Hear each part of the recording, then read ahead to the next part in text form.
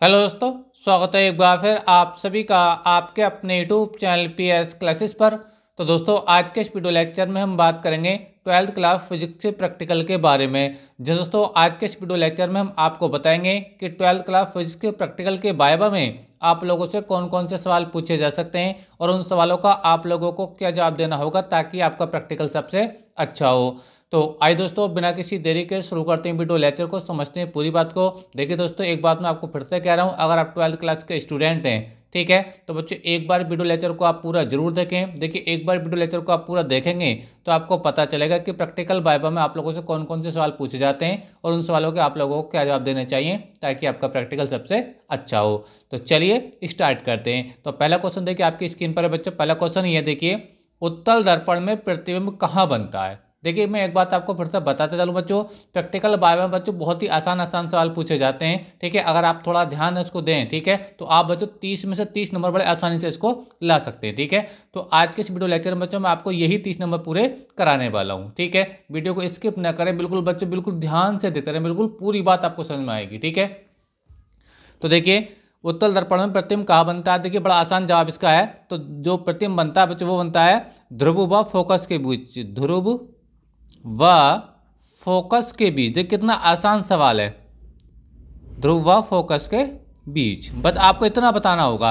आपसे पूछा जाए कि उत्तल दर्पण में प्रतिबिंब कहाँ बनता है तो आपको कितना बताना होगा कि उत्तल दर्पण जो प्रतिबिंब बनता है वो ध्रुव और फोकस के बीच में बनता है, ठीक है। कितना आसान जवाब हो गया, ठीक है। अगला बात करते हैं। अगला क्वेश्चन आपसे क्या पूछा जा सकता है। देखिए, दूसरा नंबर है क्वेश्चन का, सूक्ष्मदर्शी यानी माइक्रोस्कोप जिसको इंग्लिश में बोला जाता है, ठीक है। तो सूक्ष्मदर्शी किसे कहते हैं, ठीक है। अच्छा, देखिए बच्चों, सूक्ष्मदर्शी जो होता है ना, ये एक प्रकाशिक यंत्र होता है। क्या होता है बच्चों? प्रकाशिक यंत्र होता है, ठीक है। अच्छा, परिभाषा क्या बतानी है आपको? परिभाषा आपको ये बतानी है, सूक्ष्मदर्शी एक ऐसा प्रकाशिक यंत्र है जिसकी सहायता से अति सूक्ष्म वस्तुओं को देखा जाता है, यानी बहुत छोटी छोटी वस्तुओं को इसकी सहायता से देखा जाता है। बड़े आसानी से बता सकते हैं, ठीक है, क्योंकि नाम में आ रहा है सूक्ष्म। सूक्ष्म मतलब बहुत छोटी छोटी चीजें, ठीक है। तो सूक्ष्मदर्शी एक ऐसा प्रकाशिक यंत्र है, ठीक है, जिसकी सहायता से बहुत छोटी छोटी वस्तुओं को देखा जाता है। बस इतना बता दीजिए आप, ठीक है। चलिए अगला क्वेश्चन देखिए, समझते हैं। अगला क्वेश्चन बच्चों आपसे क्या पूछा जा सकता है, यानी क्वेश्चन नंबर 3 देखिए, अपवर्तनांक तथा प्रकाश की चाल में संबंध बताओ, ठीक है। अपवर्तनांक और प्रकाश की चाल में क्या संबंध होता है वो आपको बताना है। तो देखिए मैं आपको लिख देता हूँ, बड़ा आसान है। देखिए, अपवर्तनांक को बच्चों म्यू से लिखते हैं, ठीक है। समझ में आ रहा है आप लोग को मेरी बात। अब इसमें रिलेशन पूछा है। रिलेशन देखिए मैं आपको बता रहा हूँ। देखिए, म्यू बराबर होता है बच्चों आपका C/V होता है। क्या होता है बच्चों? C/V होता है। जहाँ C होता है बच्चों वायु में प्रकाश की चाल और V होता है बच्चों किसी माध्यम में प्रकाश की चाल, ठीक है। तो अगर आपसे बच्चों पूछा जाए कि अपवर्तनांक और प्रकाश की चाल में क्या संबंध होता है, ठीक है, तो अपवर्तनांक को लिखते हैं बच्चों म्यू से, ठीक है। और ये देखो जो सी है ना, ये वायु में प्रकाश की चाल है और ये बी है बच्चों किसी माध्यम में प्रकाश की चाल। माध्यम जैसे वायु, सॉरी, माध्यम मतलब ये जल में प्रकाश की चाल हो सकती है, कांच में प्रकाश की चाल हो सकती है, या फिर हीरे में प्रकाश की चाल हो सकती है। समझ में आप लोगों में? तो ये रिलेशन होता है अपवर्तनांक और प्रकाश की चाल में, ठीक है। बहुत आसान है।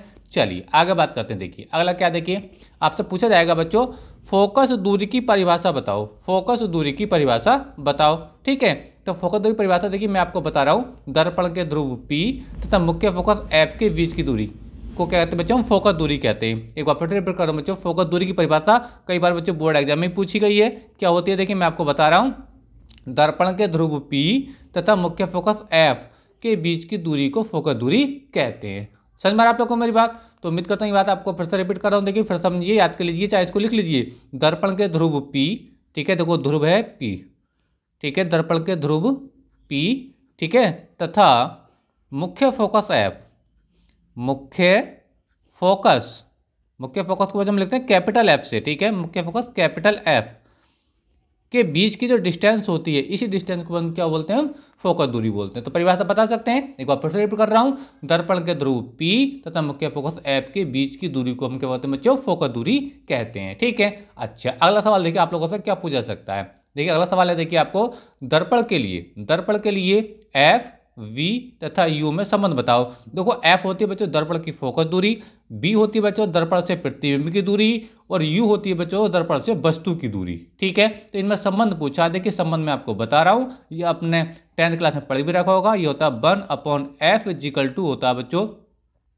1/B प्लस 1/U, यू होता है, ठीक है। और इसका प्रैक्टिकल भी आपके बच्चों 12th क्लास में है, ठीक है, याद रखें इस चीज़ को, ठीक है। ये देखिए, तो दर्पण की फोकस दूरी एफ, प्रतिबिंब की दूरी v तथा वस्तु की दूरी u में जो संबंध होता है बच्चों वो ये होता है, ठीक है। तो ये दर्पण के लिए, क्या के लिए बच्चों, दर्पण के लिए। अगर ये फार्मूला अगर लेंस के लिए आ जाए, क्या के लिए, अगर आपसे लेंस के लिए पूछा जाए तीनों में संबंध, तो लेंस के लिए बच्चों यहाँ पर माइनस आ जाता है, ठीक है। लेंस के लिए यहाँ पे क्या आता है बच्चों, माइनस आता है। तो ये फिलहाल दर्पण के लिए बात कर रहे हैं, तो दर्पण के लिए क्या होता है बीच में यहाँ पे प्लस होता है, ठीक है।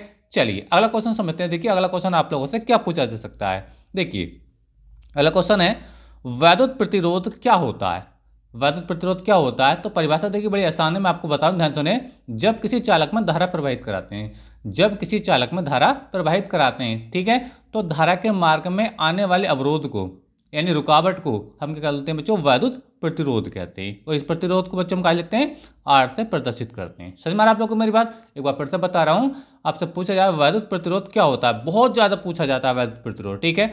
तो आपको बताना है, जब किसी चालक में धारा प्रवाहित कराते हैं तो धारा के मार्ग में आने वाले अवरोध को, रुकावट को हम क्या बोलते हैं बच्चों, वैद्युत प्रतिरोध बोलते हैं। समझ में आ गया आप लोगों को मेरी बात। इसे बच्चों आर से प्रदर्शित करते हैं। और प्रतिरोध का जो मात्रक होता है ना, इसका जो मात्रक होता है बच्चों, याद रखना, मात्रक भी बहुत पूछा जाता है वैद्युत प्रतिरोध का।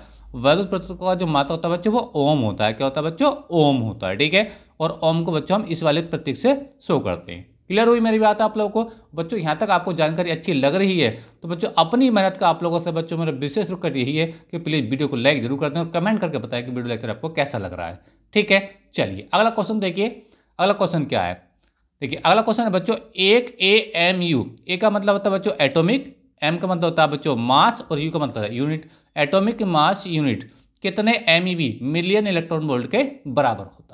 बहुत ही ज़्यादा ये कई बार बोर्ड एग्जाम में पूछा गया है कि एक AMU कितने मिलियन इलेक्ट्रॉन वोल्ट के बराबर होता है, ठीक है। तो देखिए इसका मैं आपको जवाब बता रहा हूँ। एक AMU जो होता है, एटॉमिक मास यूनिट जो होता है, ठीक है, ये बच्चों 931 MeV के बराबर होता है। याद रखना वैल्यू बहुत ही इंपॉर्टेंट बता रहा हूँ, कई बार बोर्ड एग्जाम में भी पूछी गई है कि एक AMU जो बराबर होता है वो 931 MeV के बराबर होता है, जहाँ MeV होता है जो मिलियन इलेक्ट्रॉन वोल्ट, ठीक है। समझ में आ गया आप लोगों को मेरी बात। चलिए नेक्स्ट क्वेश्चन को समझते हैं। नेक्स्ट क्वेश्चन देखिए क्या है। देखिए नेक्स्ट क्वेश्चन देखिए आपकी स्क्रीन पर है बच्चों, धारिता का मात्रक बताइए, ठीक है। धारिता का मात्रक, धारिता को बच्चों को हम C से लिखते हैं, ठीक है। और धारिता का जो मात्रक होता है ना, इसका जो मात्रक होता है, ठीक है, मैं मात्रक आपको बता रहा हूँ, ध्यान सुनेंगे। मात्रक होता है बच्चों इसका फैरड। क्या होता है, फैरड होता है, ठीक है। क्या होता है, फैरड। इसके छोटे मात्रक और भी होते हैं, माइक्रो फैरड होता है, पिको फैरड होता है, नैनो फैरड होता है। समझ में आ रहा है आप लोगों को मेरी बात। लेकिन आपको बस आपको केवल कितना बताना है, फैरड बताना है। क्या बताना, फैरड बताना है। इसको हम लिखते हैं बच्चों एफ से रिप्रेजेंट करते हैं, यानी एफ से प्रदर्शित करते हैं, ठीक है। तो आपको धारिता का मात्रक भी पता चल गया, ठीक है। धारिता होती क्या, आपसे पूछा जाए धारिता होती क्या है, तो आप बताएंगे किसी भी चालक द्वारा आवेश को ग्रहण करने की क्षमता, आवेश को ग्रहण करने की क्षमता कहलाती है धारिता कहलाती है। समझ में आ गया आप लोगों को मेरी बात। तो दोनों बातें याद रखेंगे। धारिता का मात्रक है बच्चों फैरड, जिसे हम एफ से प्रदर्शित करते हैं। और धारिता का अर्थ क्या होता है, किसी चालक द्वारा आवेश को ग्रहण करने की क्षमता यानी धारण करने की क्षमता क्या कहलाती है, धारिता कहलाती है। समझ में आप लोगों को मेरी बात। चलिए नेक्स्ट क्वेश्चन को समझते हैं बच्चों। नेक्स्ट क्वेश्चन क्या देखिए, नेक्स्ट क्वेश्चन आपकी स्क्रीन पर है। देखिए मैं आप एक बात बच्चों आपको फिर से कह रहा हूँ, इन सारे क्वेश्चनों को बच्चों एक बार आप तैयार जरूर करें, देखिए, ठीक है। इसी टाइप के सवाल बच्चों आप लोगों से बाय में पूछे जाएंगे, ठीक है। तो चलिए देखिए अगला क्वेश्चन देखिए आपकी स्क्रीन पर क्या है। अगला क्वेश्चन है बच्चों, दो अर्धचालकों के नाम बताओ। दो अर्धचालक यानी दो सेमीकंडक्टर के नाम बताओ, ठीक है। तो चलिए देखिए दो अर्धचालक, पहला आपको बताएंगे बच्चों कार्बन, ठीक है। तो ये हो गया देखो पहला अर्धचालक, ठीक है, जिसका प्रतीक क्या होता है बच्चों, C होता है। समझ में आ रही है आप लोगों को मेरी बात। दूसरा आप बता दीजिए जर्मेनियम या सिलिकॉन, जिसका एटॉमिक नंबर होता है 14, सिलिकॉन, ठीक है। सिलिकॉन को बच्चों हम कहाँ से लिखते हैं, SI से लिखते हैं। कैसे लिखते हैं बच्चों, SI से रिप्रेजेंट करते हैं, ठीक है। तीसरा आप बता दीजिए, हालांकि आपसे दो पूछे जाएंगे, दो मैं बता चुका हूँ, तीसरा और बता देता हूँ, वो था बच्चों जर्मेनियम, ठीक है। और इसका जो प्रतीक होता है बच्चों वो कितना होता है, वो होता है G। इसका जो प्रतीक होता है बच्चों इसका होता है GE होता है, ठीक है। तो ये तीनों प्रतीक तीन मैंने एग्जाम्पल बताए आपको अर्धचालकों के, ठीक है। चलिए अगला क्वेश्चन समझते हैं बच्चों। अगला क्वेश्चन क्या है, वोल्टीमीटर को परिपथ में किस क्रम में जोड़ा जाता है। यानी जब हम किसी सर्किट के अंदर पोटेंशियल को नापते हैं, विभव को नापते हैं, तो वोल्टमीटर की सहायता से नापते हैं। तो ये पूछा है कि वोल्टमीटर को परिपथ के किस क्रम में लगाते हैं। ठीक है, तो जवाब है इसका बच्चों समांतर क्रम में। किसमें बच्चों? समांतर क्रम में। समांतर क्रम में जरूर याद रखेंगे इस चीज को। ठीक है, अगर यही सवाल बच्चों आमीटर के लिए आ जाए, ठीक है, तो आमीटर को लगाते हैं बच्चों हम श्रेणी क्रम में। किसमें लगाते हैं? श्रेणी क्रम में। ठीक है, तो वोल्टमीटर को लगाते हैं हमेशा परिपथ के समांतर क्रम में, और आमीटर अगर आ जाए तो आमीटर को लगाया जाता है श्रेणी क्रम में। उम्मीद करता हूं ये बात आपको अच्छे से क्लियर हो गई होगी। ठीक है, तो आपसे ये मैंने वोल्टमीटर के लिए लिख रखा है, हो सकता है कि आप लोगों से आमीटर के लिए भी ये पूछा जा सकता है। ठीक है, क्लियर हुई मेरी बात आप लोगों को? चलिए अगला क्वेश्चन समझते। देखिए अगला क्वेश्चन क्या, देखिए अगला क्वेश्चन देखिए आपकी स्क्रीन पर, समझते देखिए क्या क्वेश्चन है। देखिए अगला क्वेश्चन है बच्चों, मीटर सेतु में किस तार का प्रयोग किया जाता है। जो मीटर सेतु का प्रयोग भी है इंटर में। ठीक है, तो मीटर सेतु में किस तार का प्रयोग किया जाता है, इस क्वेश्चन को आपसे ऐसे ही पूछ सकता है घुमा के। मीटर सेतु में जो तार होता है, जिस तार का प्रयोग करते हैं, वो तार किस पदार्थ का बना होता है। वो तार जो होता है किस पदार्थ का बना होता है। ठीक है, जो 1 मीटर लंबा तार होता है। ठीक है, तो बच्चों मैं आपको बता रहा हूँ वो तार होता है मैग्नीन का। क्या का बच्चों? मैग्नीन। याद रखेंगे इस चीज को, मैग्नीन का तार होता है वो, मैग्नीन का। समझ में आ रही है आप लोगों को मेरी बात? ठीक है, और इसका एक दूसरा तार भी यूज करते हैं जिसका नाम है कॉन्स्टेंटन। ये धातु के नाम है जिसका तार बना होता है वो। ठीक है, कॉन्स्टेंटन। टेंटन दोनों ही मिश्र धातु होती हैं। दोनों ही क्या होती है बच्चों? मिश्र धातु होती हैं। तो जो मीटर सेतु में जो तार का प्रयोग होता है बच्चों, किसका धातु का बनता है? या तो वो मैग्नीन का होता है या फिर वो कॉन्स्टेंट का होता है। समझ में आप लोगों को? कॉन्स्टेंटन का होता है। दोनों क्या होती हैं बच्चे? मिश्र धातु होती हैं। ठीक है, चलिए अगला क्वेश्चन देखिए, समझते हैं अगला क्वेश्चन क्या होता है। देखिए जो आपसे पूछा जाता है ज़्यादातर क्या है, देखिए अगला क्वेश्चन स्क्रीन पर है, यानी क्वेश्चन नंबर 12। विभव मापी क्या होता है? विभव मापी को बोलते हैं इंग्लिश में पोटेंशियोमीटर। ठीक है, अब देखिए नाम में इसकी परिभाषा है, नाम में इसका जवाब लिखा है विभव मापी, यानी विभव को मापने वाला यंत्र विभव मापी कहलाता है। क्लियर हुई बात? कितना आसान है। मैं आपको बता रहा था ना, प्रैक्टिकल बारे में बच्चों बहुत ही आसान सवाल पूछे जाते हैं, बस थोड़ा बच्चा बारीकी से चीज़ों को समझ ले तो बच्चों आपको 30 में से 30 नंबर लाने से कोई भी नहीं रोक सकता। ये गारंटी है मेरी आप लोगों को। ठीक है, तो आपसे पूछा जाए कि विभव मापी क्या होता है। ठीक है, तो वह उपकरण जिसकी सहायता से किसी परिपथ में विभव को नापा जाता है। विभव को नापने वाले यंत्र को क्या बोलते हैं? विभव मापी बोलते हैं। क्लियर हुई मेरी बात आप लोगों को? उम्मीद करता हूँ ये बात आपको अच्छे से क्लियर हो गई होगी। ठीक है, एक बार फिर से कह रहा हूँ बच्चों, वीडियो अच्छा लग रहा है तो प्लीज वीडियो को लाइक जरूर कर दीजिए, कमेंट करके बताइए बच्चों वीडियो लेक्चर आपको कैसा लग रहा है। ठीक है, चलिए नेक्स्ट हम बात करेंगे अगला क्वेश्चन की। अगला क्वेश्चन देखिए आपकी स्क्रीन पर है बच्चों, ट्रांजिस्टर के तीनों टर्मिनलों के नाम बताइए। ट्रांजिस्टर के बच्चों 3 टर्मिनल होते हैं। ठीक है, याद रखना चीज को, यहाँ तो इसने नाम पूछ लिया लेकिन आपको वैसे ही पता होना चाहिए ट्रांजिस्टर के कितने टर्मिनल होते हैं बच्चों? 3 टर्मिनल होते हैं। ठीक है, कौन कौन से होते हैं? पहला होता है बच्चों आपका उत्सर्जक। क्या होता है? उत्सर्जक, जिसे बोलते हैं बच्चों हम अमीटर। तो पहला है बच्चों उत्सर्जक। ठीक है, जिसको अमीटर कहते हैं, जिसे हम ई से लिखते हैं। ठीक है, दूसरा होता है बच्चों आपका आधार। क्या होता है बच्चों? आधार, जिसे बच्चों हम बेस से लिखते हैं, जिसे हम बेस कहते हैं इंग्लिश में, इसको हम बी से लिखते हैं। ठीक है, और तीसरा होता है बच्चों आपका संग्राहक। क्या होता है? संग्राहक होता है। ठीक है, संग्राहक होता है। ठीक है, जिसे बच्चों हम सी से रिप्रेजेंट करते हैं, सॉरी सी से रिप्रेजेंट करते हैं, माफ कीजिए सी है ये। ठीक है, चलिए मैं आगे लिख देता हूँ चीज़ को, इसको हम सी से रिप्रेजेंट करते हैं। क्लियर हुई आपको मेरी बात?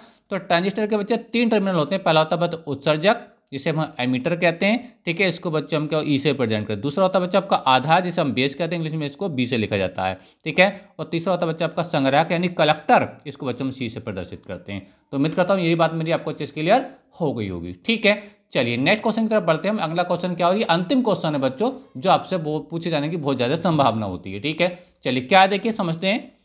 प्रत्यावर्ती धारा का वर्ग माध्य मूल मान कितना होता है? यानी जो प्रत्यावर्ती धारा चैप्टर है आपका, तो प्रत्यावर्ती धारा का जो वर्ग माध्य मूल मान का जो व्यंजक आता है वो यहाँ आपसे पूछा जा सकता है। ठीक है, और इस व्यंजक पर काफ़ी बार बच्चों बोर्ड एग्जाम में न्यूमेरिकल भी पूछे गए। तो फार्मूला याद रखें, देखिए मैं आपको लिख करके समझा रहा हूँ।